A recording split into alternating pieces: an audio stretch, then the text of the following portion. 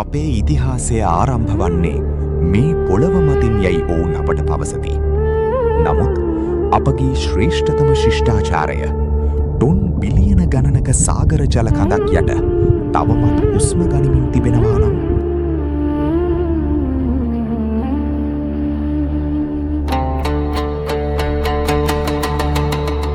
ඔබ මේ දිවයින දන්නේ ශ්‍රී ලංකාව ලෙසිනි. නමුත් පැරණිතම ශ්‍රී ලාංකේය සම්ප්‍රදායන් තුළ කිසිදු බ්‍රිතාන්‍ය ලේඛනාගාරයක් සටහන් කර තැබීමට වෙහෙස නොවුණු අපගේ මුඛ පරම්පරාගත ඉතිහාසය තුළ මේ දිවයින කිසිදාක ලංකා ලෙස පමණක් හැඳින්වුවේ නැත. ඒ හැඳින්වුවේ අට ලංකා ලෙසිනි. අට බලප්‍රදේශ 8ක්, රාජධානි 8ක්. ඔබ අද දකින වෙරළ තීරයෙන් අවසන් වූ ශිෂ්ටාචාරයක් ඒ ඉන් ඔබට බොහෝ දුරකට විහිදී ගියේය. එම බලප්‍රදේශ 8න් එකකට තිබූ නාමය ඔබව මොහොතකට ගල් ගැස්විය යුතුය. සමුද්‍ර ලංකා, සාගරය. දැනටමත් ඒ ගිලගෙන අවසන් වූ සාගරයේ නාමින්ම නම් කළ ලංකාවේ එක් රාජධානියක් එදා විය. ඔවුන් ගිලී ගිය ලෝකයක මතකයේ එක් නාමයක් තුල කීතගත කර වසර දහස් ගණනක් තිස්සේ රැගෙන ආවේ කවදා හෝ දිනක කිසිවෙකුට හෝය වැටහිනු ඇතයි යන අපේක්ෂාවෙනි. සම්ප්‍රදායට අනුව ඒ ගොඩ නැගුවේ එක් රජකි. රාවණා.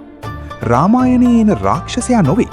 රාමායනය ලියවුණේ එහි වීරයන්ව මහිමයට පත් කිරීමට මිස එහි දුෂ්ටයාගේ සැබෑ ඉතිහාසය අවංකව වාර්තා කිරීමට නොවේ. සැබෑ රාවණා යනු අදටත් උපුටා දක්වන වෛද්‍ය ග්‍රන්ථ රචනා කළ මහා විද්වතෙකි. වයලීනයේ මුතුන් මිත්තා නිපද වූ සංගීතඥයෙකි. බලප්‍රදේශ 10ක් පාලනය කළ රජෙකි. ඔහුගේ ශිෂ්ටාචාරයේ භෞතික සාක්ෂි අදටත් මෙහි පවතී.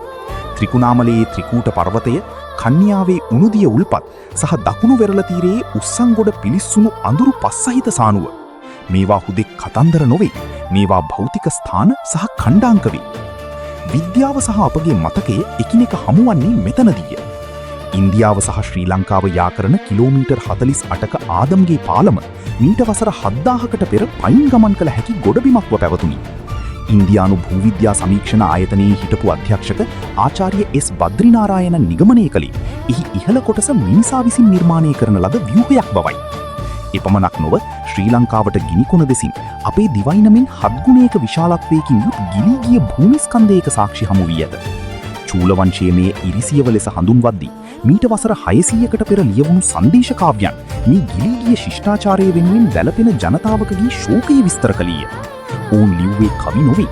ඔවුන් ලිව්වේ මතකයන්ය. මෙහි තිබුණේ මෙයයි. දෙවන කොටසින් අපි තවත් ගැඹුරට යමු. අපි මේ නගර නම් කරන්නෙමු. ඒවා එකිනෙක සම්බන්ධ කරන උමං මාර්ග අපි ඔබට පින්වන්නෙමු. සහ කිසිවෙකුටත් කැණීම් කිරීමට අවසර නොමැතිව මේ මොහොතේ සාගරපත්ලේ නිදන්ව පවතින දී කුමක්දයි අපි හෙළි කරන්නෙමු. Lost Ceylon දෙවන කොටස ළඟදීම